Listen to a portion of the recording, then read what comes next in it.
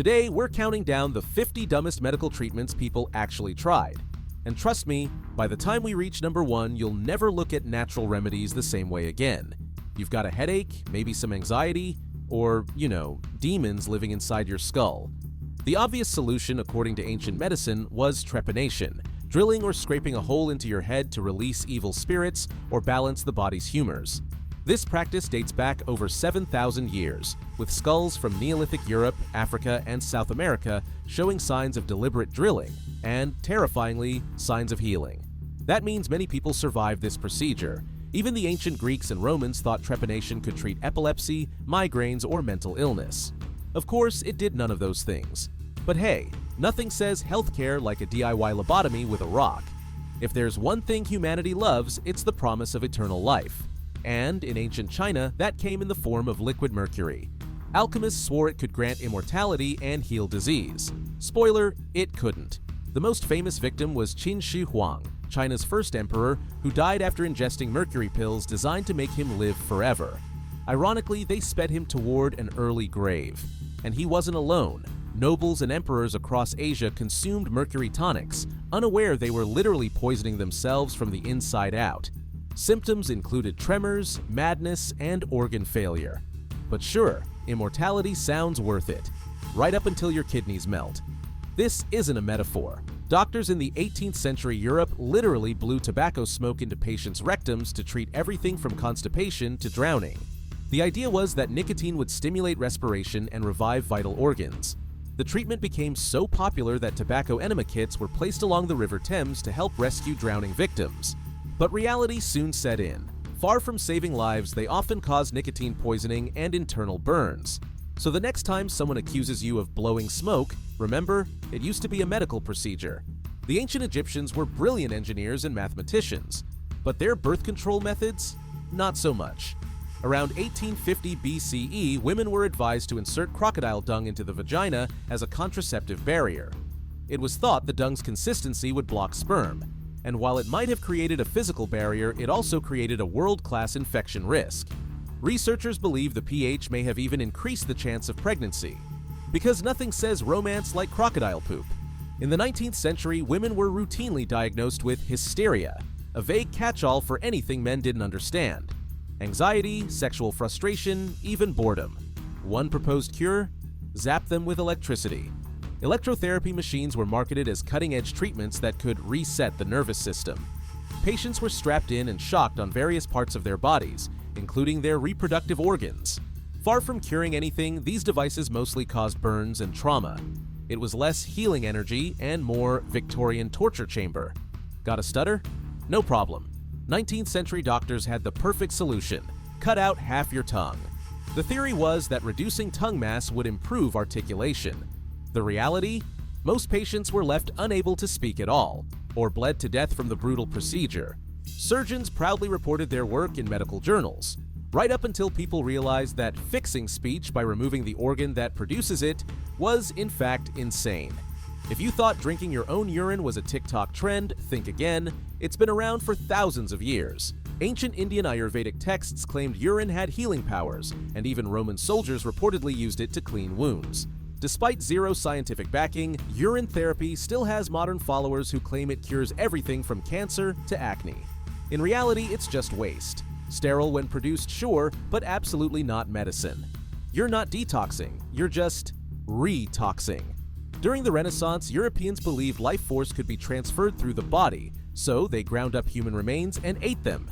Mummy powder from Egyptian tombs was especially prized, mixed into drinks to treat epilepsy and internal bleeding. Kings and commoners alike swallowed powdered skull, drank human blood, and even rubbed human fat on wounds. It was medicine by cannibalism. And the worst part? It was mainstream. Even the 17th century English King Charles II sipped King's Drops, a tonic made from human skulls. For centuries, pale skin meant wealth and beauty. The best way to get it? Smearing white lead all over your face. Romans used it, Elizabethan nobles used it, and so did 18th century French aristocrats. Lead gave the skin a ghostly glow, right up until it caused neurological damage, hair loss, blackened teeth, and death. Women would apply layer upon layer, poisoning themselves a little more every day. all for the sake of looking like a powdered corpse. In the 1920s, quack Dr. John Brinkley convinced thousands of men he could cure impotence by implanting goat testicles into their scrotums. Yes, really. Despite having no medical license, Brinkley performed hundreds of these bizarre surgeries and built a radio empire promoting his miracle cure. Unsurprisingly, it didn't work, and many patients suffered infections, organ damage, or worse. Brinkley died disgraced, but his legacy remains one of the most infamous scams in medical history. So far, we've drilled skulls, drunk poison, and inserted goat parts where they don't belong. But believe it or not, medicine was about to get even dumber, and far more disgusting.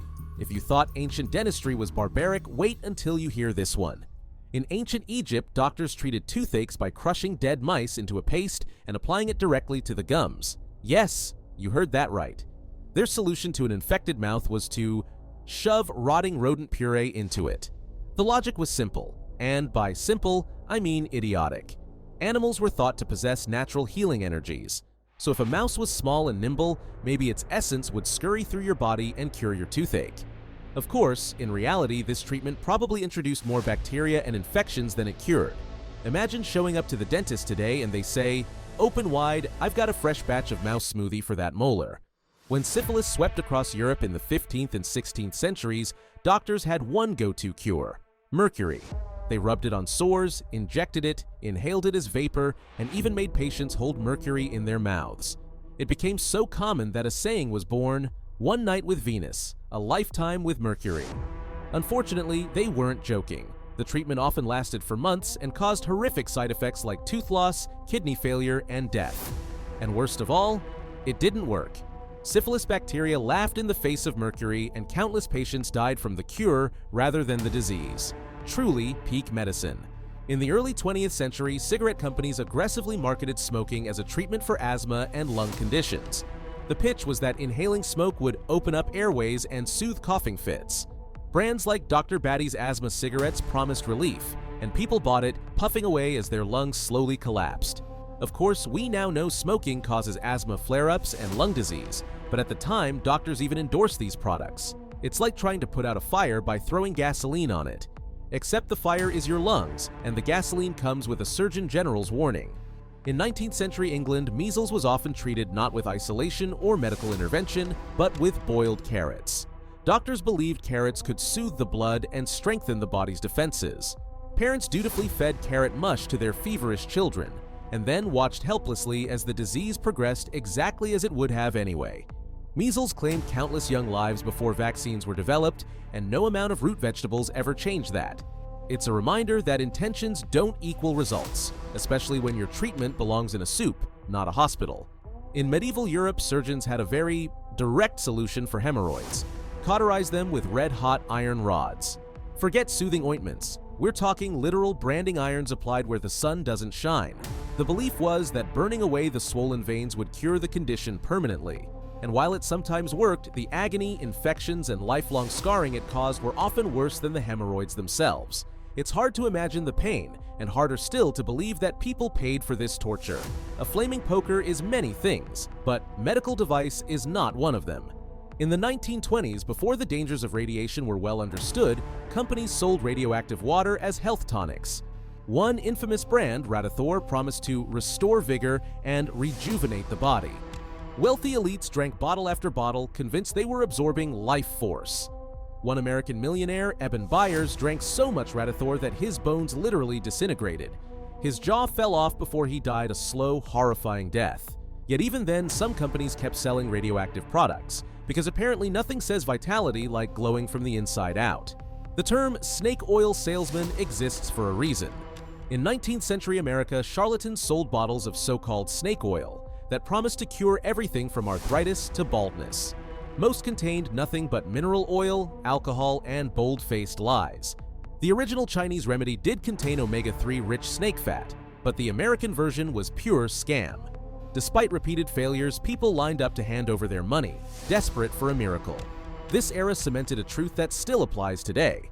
If someone promises one bottle can cure everything, it probably cures nothing. For nearly 2,000 years, the most common treatment for any illness, literally any, was bloodletting. Fever, bleed. Headache, bleed. Broken leg, still bleed. Doctors believed that removing excess blood would rebalance the body's humors and restore health. Sometimes they used knives. More often, they used leeches, letting them suck patients for hours. Unsurprisingly, many people died, not from their original illness, but from blood loss, infection, or sheer weakness. It wasn't until the 19th century that medicine finally admitted maybe draining someone dry isn't the best cure-all. Ancient Roman doctors believed diseases could be cured by transferring the essence of strong animals into the human body. Their solution for epilepsy? Eat powdered wolf liver. The theory was that wolves were fierce and resilient, so consuming part of them would grant strength to the nervous system. Of course, epilepsy is a complex neurological condition, not a case of missing wolf spirit. No patient was ever cured this way, but the idea persisted for centuries. Because if history teaches us anything, it's that humans love eating random organs and calling it science. Medieval Europeans suffering from rheumatism believed relief could be found not in medicine, but in carrying a live toad around their neck. Patients tied the unfortunate amphibian into a cloth pouch and wore it against their skin, hoping it would absorb the disease. Some believed the toad's life force would draw out the pain. Others thought its warts would attract the illness away from the joints. Unsurprisingly, none of this worked, except maybe to make you smell like a swamp. If nothing else, it proves medieval people had boundless creativity and very little understanding of biology. If you think we've reached peak stupidity, think again. Because next up, doctors start getting creative with science. And by creative, I mean dangerously unhinged. By the mid-20th century, psychiatry had discovered a miracle cure for depression, schizophrenia, and anxiety, cutting chunks out of people's brains. The procedure, called a lobotomy, involved sliding a metal rod through the patient's eye socket and severing connections in the frontal lobe. It was horrifyingly common. American neurologist Walter Freeman performed over 3,500 lobotomies, sometimes in his van, which he proudly called the lobotomobile. Many patients were left permanently disabled, childlike, or catatonic. Some died on the table. The medical community eventually realized that scrambling someone's brain like an omelet wasn't great healthcare, and by the 1970s, lobotomies were largely abandoned. But not before thousands of lives were irreversibly destroyed, all in the name of science. In the late 1800s, German pharmaceutical giant Bayer marketed a revolutionary cough medicine, heroin. They claimed it was a non-addictive alternative to morphine and perfect for children's coughs. Yes, children's. For a while, doctors prescribed it widely, and parents dosed their kids with heroin for colds, bronchitis, and sore throats. The results were predictable. Patients became addicted, and withdrawal symptoms made their original illness look like a walk in the park. By the early 20th century, governments cracked down on heroin in medicine. But the fact that parents once said, "Here, Timmy, take your heroin," shows how disastrously wrong medical consensus can be. Victorian doctors loved diagnosing women with hysteria, a catch-all term for anything they didn't understand, from anxiety to dissatisfaction with their husbands. One of the most absurd treatments? Vibrating chairs. Patients were strapped into mechanical seats that vibrated violently, supposedly to realign the body's energy and soothe the uterus. Some devices targeted specific body parts, and yes, you're imagining correctly. It was pseudoscience at its peak, no evidence, no logic, just a wildly popular business model. Many historians believe these contraptions paved the way for the invention of the electric vibrator, originally a medical tool. If drinking mercury wasn't bad enough, Chinese alchemists also recommended inhaling its vapors to boost health and extend life. The logic? Breathing in the essence of mercury would purify the body and balance the qi. In reality, mercury vapor is even more dangerous than liquid mercury. Inhalation leads to severe neurological damage, tremors, hallucinations, and death. But emperors and scholars continued the practice for centuries, undeterred by the piles of dead alchemists. The irony is brutal. People seeking immortality often died younger because of these treatments. Mercury didn't make anyone live forever, unless you count forever as being sealed in a tomb. Ambergris, a waxy substance produced in the intestines of sperm whales, was one of the most valuable substances in medieval medicine. And yes, it's essentially whale vomit. Doctors prescribed it for headaches, heart disease, epilepsy, and even as an aphrodisiac. Wealthy patients drank it in tonics, believing its rarity gave it special powers. In reality, it had no proven medical effects, though it did become a key ingredient in luxury perfumes. So next time you smell an expensive fragrance, remember, people once drank that scent hoping it would cure them. Spoiler, it didn't. Before anesthesia was invented in the mid-1800s, dentists treated cavities by drilling directly into the tooth, with no pain relief. Patients were strapped into chairs while metal hand drills bored into their nerves. Some dentists used alcohol or opium to dull the pain. Others recommended biting down on a bullet, which is where the phrase comes from. It was agony, often led to infection, and sometimes killed the patient outright. Modern dentistry may be scary, but at least it doesn't involve torture devices and whiskey shots. In ancient Greece, women struggling to conceive were advised to bathe in boar urine, because obviously nothing screams fertility like pig pee.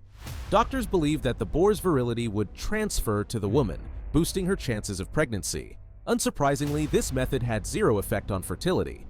What it did do was expose women to dangerous bacteria and infections. And yet, the practice persisted for centuries across different cultures. It's unclear which is worse, the complete lack of science or the smell. In the 1860s, a French chemist named Angelo Mariani had a brilliant idea. Mix Bordeaux wine with cocaine. The result, Vin Mariani, was a sensation. Popes endorsed it. Thomas Edison drank it. Queen Victoria loved it. The drink promised to boost energy, relieve pain, and strengthen the nerves. And, to be fair, it probably did all of that, until the inevitable crash and addiction set in. Cocaine wine quickly became a gateway drug, and governments worldwide banned it by the early 20th century. But the damage was done. The craze even inspired a certain American pharmacist to create his own non-alcoholic cocaine drink, which eventually evolved into Coca-Cola.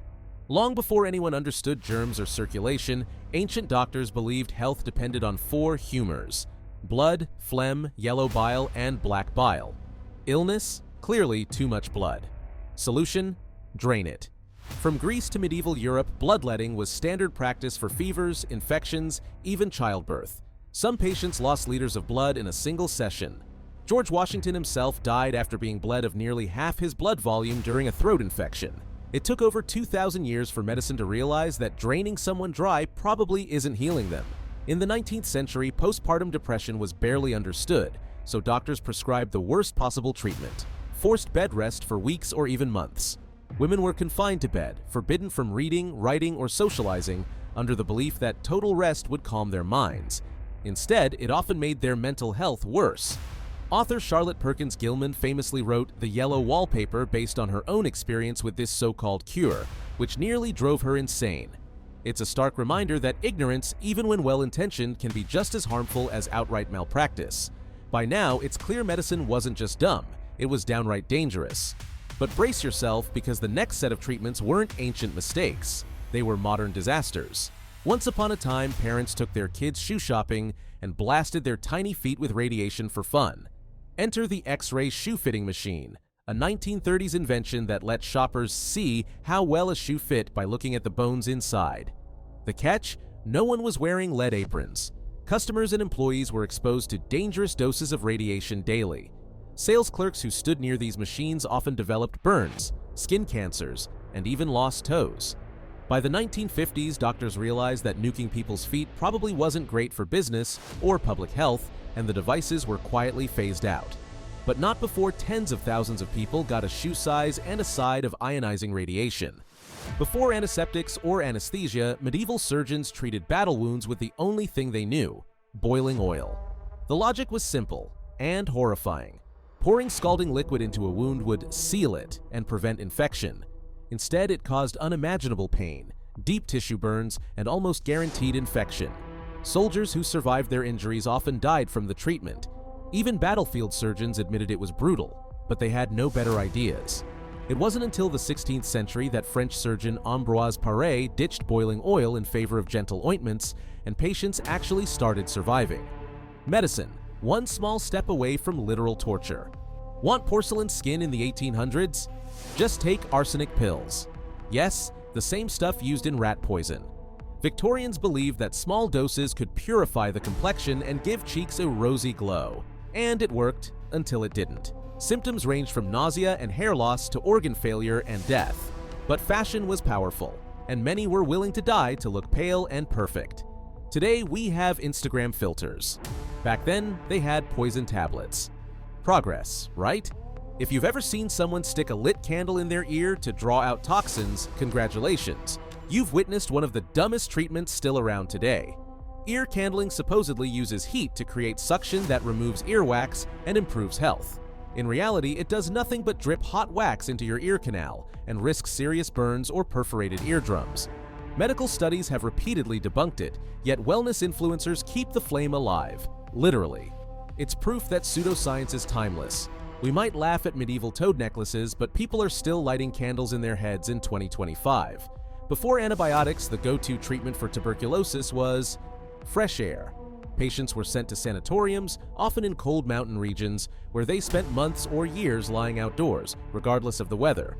Doctors believed fresh air and rest could cure TB. While it sometimes helped with symptoms, it did little to fight the bacteria itself, and patients frequently froze, wasted away, or died. It wasn't until the discovery of antibiotics in the 20th century that TB treatment became effective.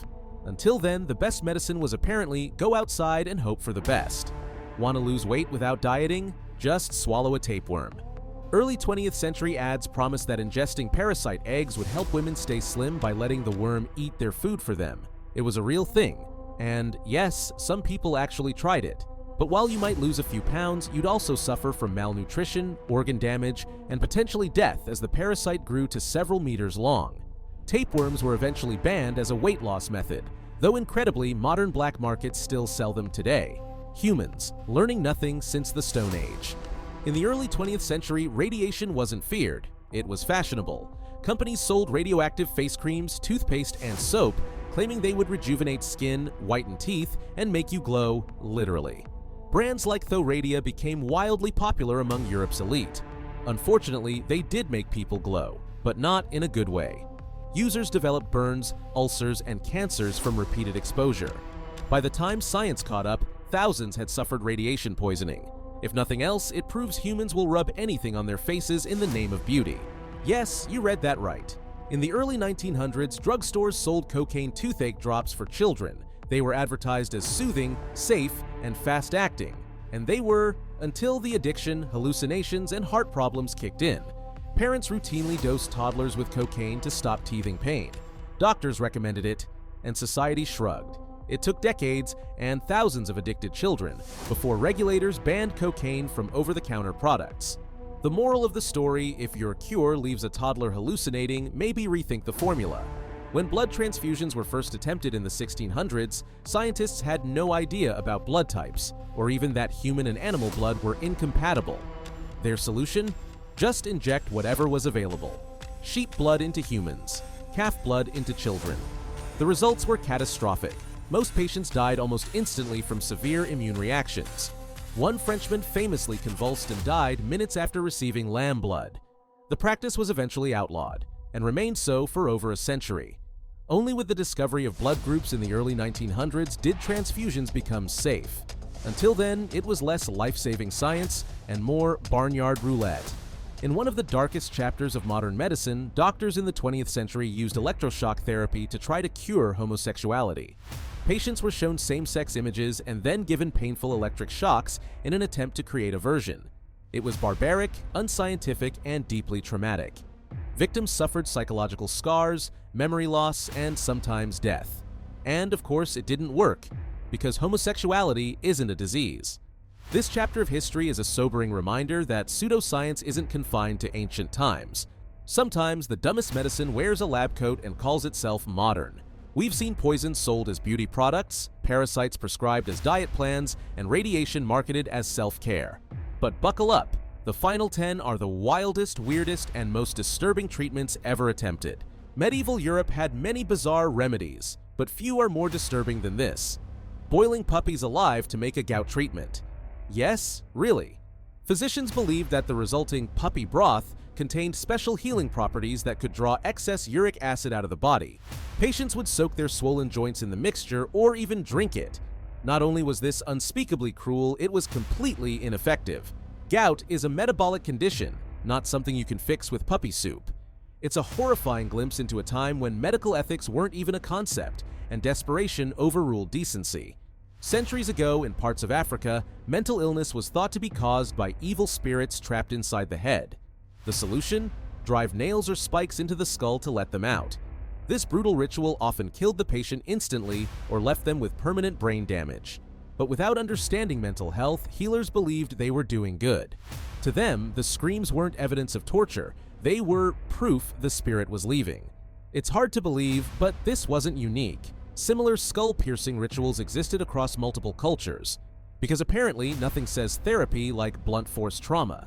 The Renaissance was full of brilliant discoveries, and also this. Europeans believed consuming powdered Egyptian mummies could treat everything from headaches to internal bleeding. Apothecaries ground up ancient remains, mixed them into drinks, and sold them as mummia.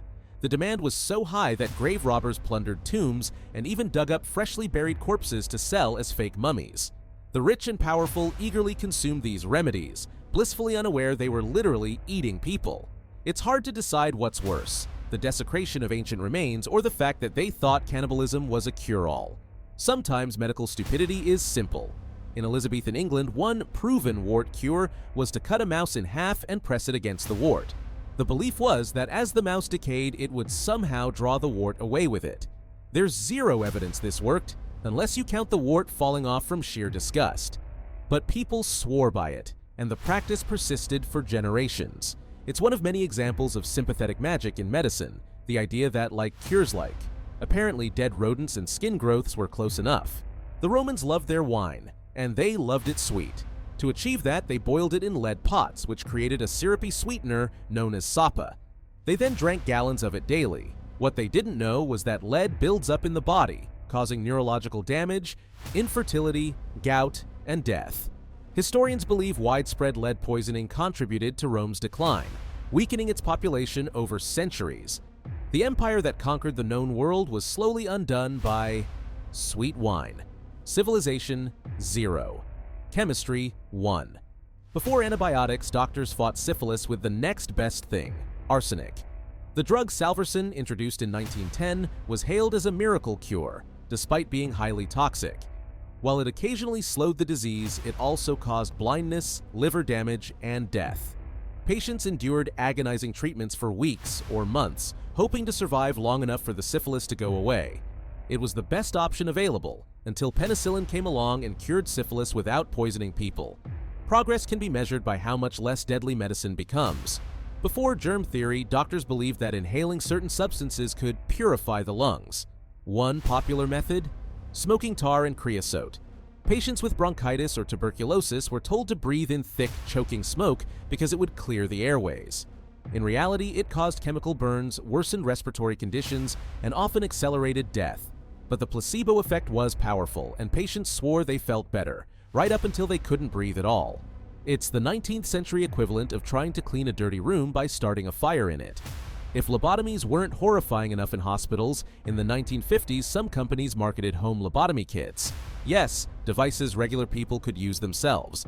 These psychosurgery tools promised relief from depression and anxiety right from your living room. The kits included instructions on where to insert the probe and how deep to go. Unsurprisingly, the results ranged from permanent brain damage to death. Even more shockingly, some people actually survived and claimed to feel better. It's a chilling reminder that human desperation and gullibility know no bounds. In the 1920s, men seeking a boost in virility turned to a cutting-edge solution, radium suppositories. These glowing little capsules were inserted rectally to restore energy, increase stamina, and reignite passion. Instead, they delivered lethal doses of radiation directly into delicate tissues, causing cancers, organ failure, and death.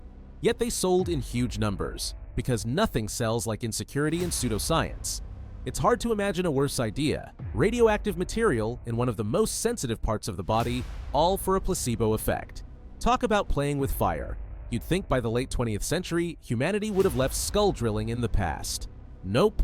In the 1970s, a bizarre New Age movement promoted self-trepanation, drilling holes in one's own skull, as a way to expand consciousness.